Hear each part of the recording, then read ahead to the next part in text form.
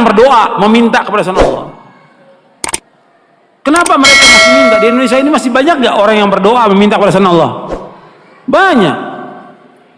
Mereka datang ke kubur-kubur yang dianggap kubur wali songo, dan kuburan yang dianggap keramat oleh mereka, kuburan yang kata mereka mengandung barokah. Nggak ada dalam Islam kuburan yang keramat, kuburan mengandung barokah, nggak ada di muka bumi, tidak ada sama sekali, nggak ada. Kemudian mereka datang ke sana. Seandainya mereka orang soleh, betul orang soleh, nggak bisa mereka mengabulkan doa, nggak bisa. Mereka mendengar pun nggak bisa. Seandainya mereka mendengar kata Allah, nggak bisa menjawab. Kan di sini Allah sebutkan di sini, "Mala yastajibu lahu ilaihi", nggak bisa menjawab, nggak bisa mengabulkan sampai hari kiamat. Makanya kebodohan yang paling bodoh dan kesesatan yang paling sesat orang-orang yang datang berbondong-bondong ke kubur para wali untuk minta di sana. Kalau ziarah kubur boleh, perhatikan ini, jangan salah paham. Tolong perhatikan, dengarkan baik-baik, jangan salah paham. Kalau ziarah kubur ke kuburan kaum muslimin boleh, dianjurkan oleh Nabi Muhammad SAW. Ziarah kubur ke kuburannya pemakaman kaum muslimin boleh, sunnah, dianjurkan oleh Rasulullah SAW. Kata Nabi, kuntu nahaitukum an ziyaratul kubur fazuruha fa inna tudzakirukumul akhirah. Kata Nabi, aku pernah melarang kalian untuk ziarah kubur, sekarang boleh kamu ziarah kubur, karena ziarah kubur mengingatkan kalian kepada akhirat. Dalam riwayat yang lain disebutkan bahwa ziarah kubur mengingatkan kalian kepada kematian. Ziarah kubur kaum muslimin boleh, tapi ziarah kubur yang dilakukan oleh mereka ini, datang ke kuburan wali dengan niat kuburan itu mengandung barokah, bahwa orang itu soleh, suci, bisa mengangkat doa mereka ke langit, kepada Allah sebagai tawasul. Mereka minta, ada yang menjadikan mereka sebagai wasilah kepada Allah, ada yang menjadikan mereka sebagai syafaat kepada Allah, ada yang mereka menjadikan mereka sebagai Tuhan yang mereka minta kepada penghuni wali, penghuni kubur itu. Ini kenyataan yang dilakukan oleh orang-orang yang ziarah-ziarah kubur ke kuburannya para wali. Dan ini kalau anda perhatikan, kerusakannya luar biasa ini. Karena masalah akidah, masalah tauhid, mereka memalingkan ibadah kepada selain Allah yang Allah tidak redha selama-lamanya.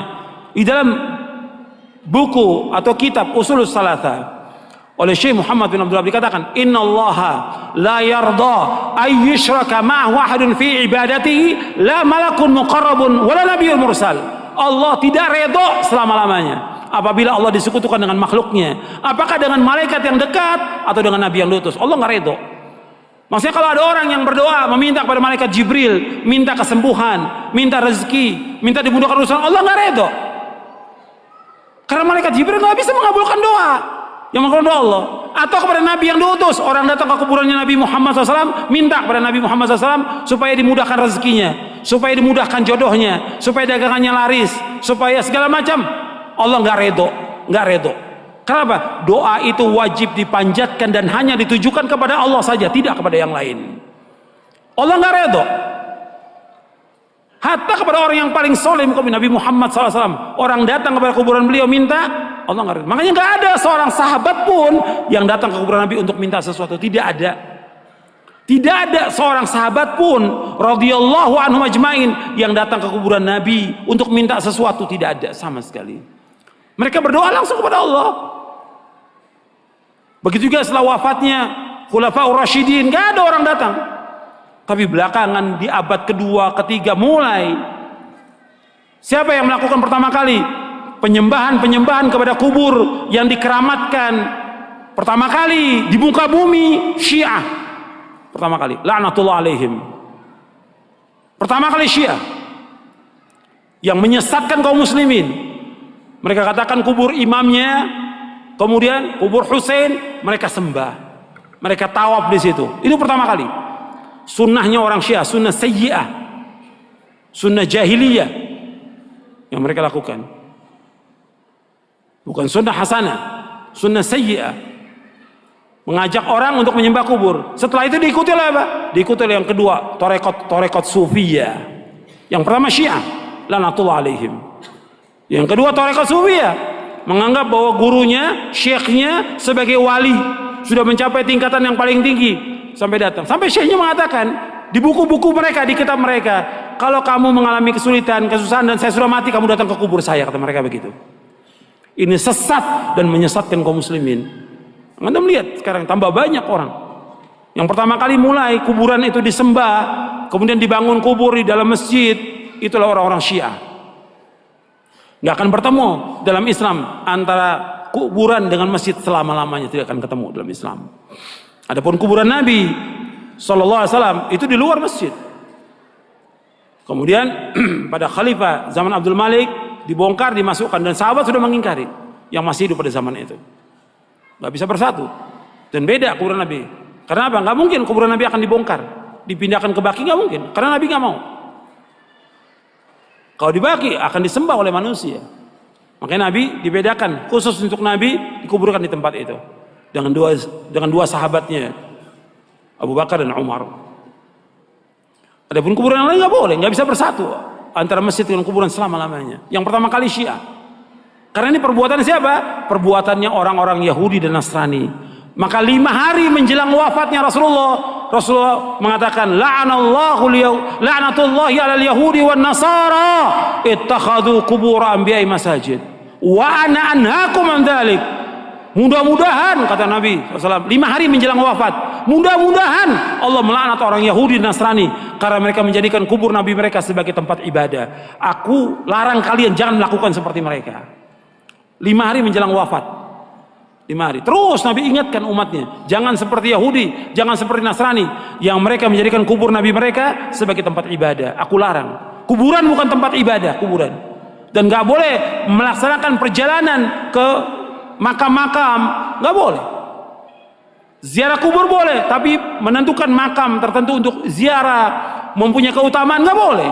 Yang punya keutamaan 3 masjid, masjid aja cuma 3 masjid dari seluruh dunia yang mempunyai keutamaan.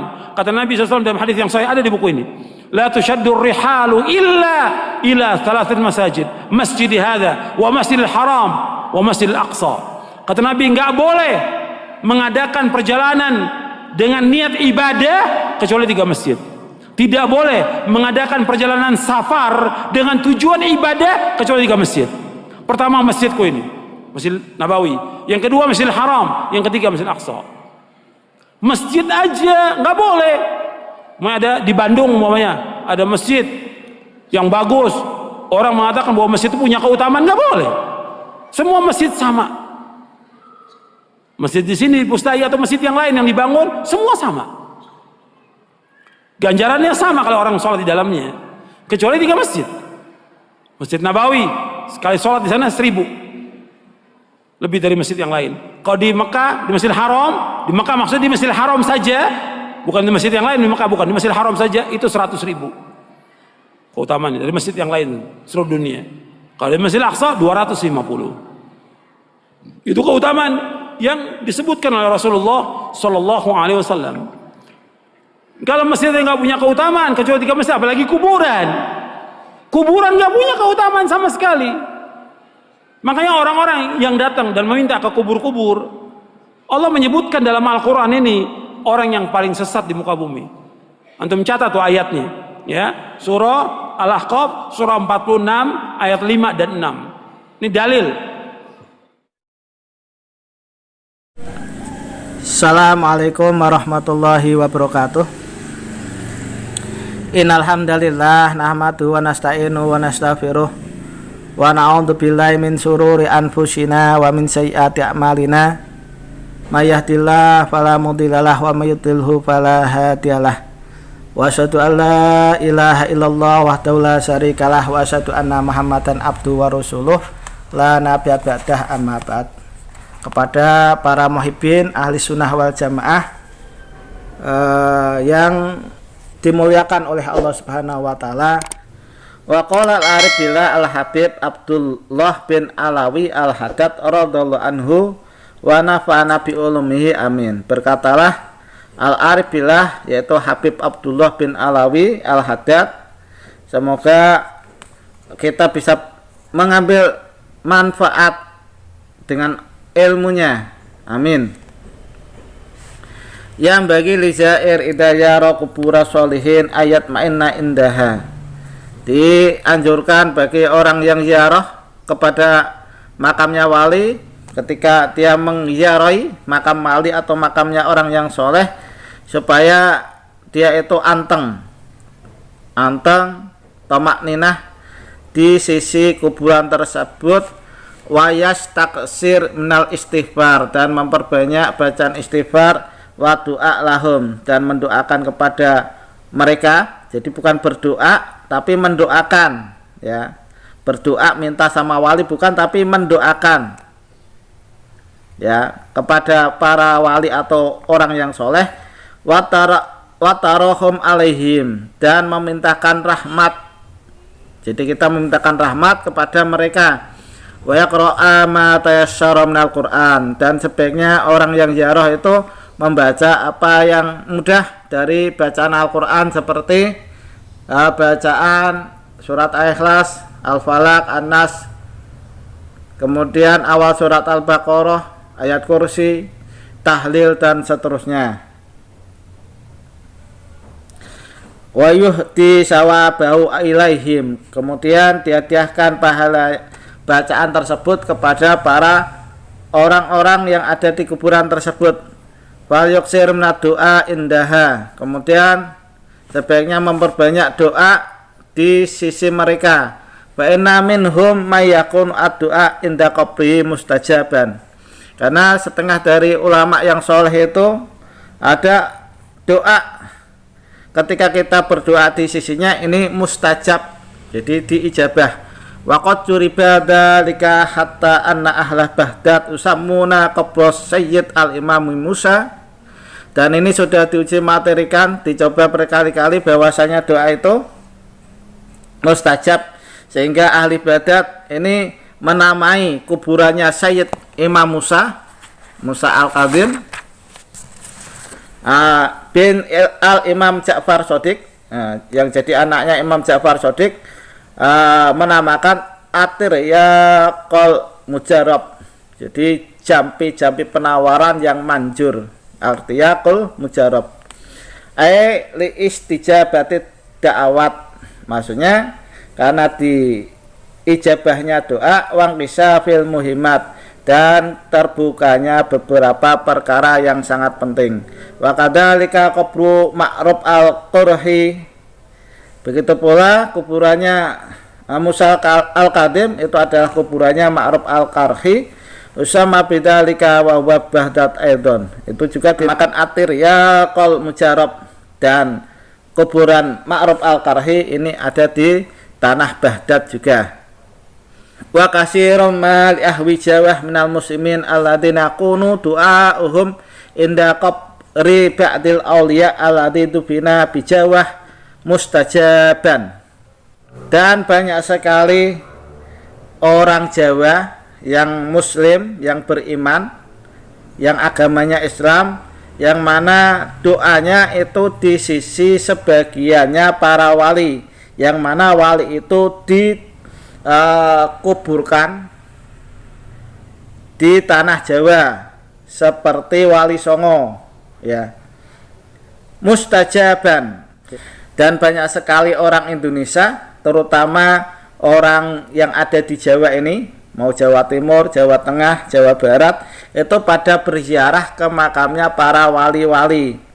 Mereka bertawasul, minta kepada Allah melalui perantara wali tersebut, dan doanya ini mustajab, ya, mustajaban, diijabah oleh Allah Subhanahu wa ta'ala.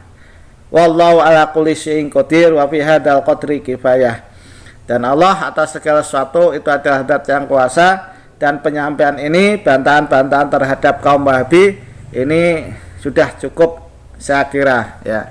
Jadi banyak sekali bantahan-bantahan yang kita bisa kasihkan kepada sekte sebelah yang mengingkari tawasul dan tabaruk, yang mana tawasul dan tabaruk ini sudah dikerjakan oleh para ulama-ulama, baik itu ulama mutaqaddimin yang hidup 3 abad setelah Hijriah atau ulama mutakhirin yang hidup setelah 3 Hijriah atau ulama salaf dan ulama kholaf. Itu mereka nggak pada ingkar. Cuman ada golongan yang ikut fatwanya Ibnu Taimiyah yang melarang adanya tawasul, ya.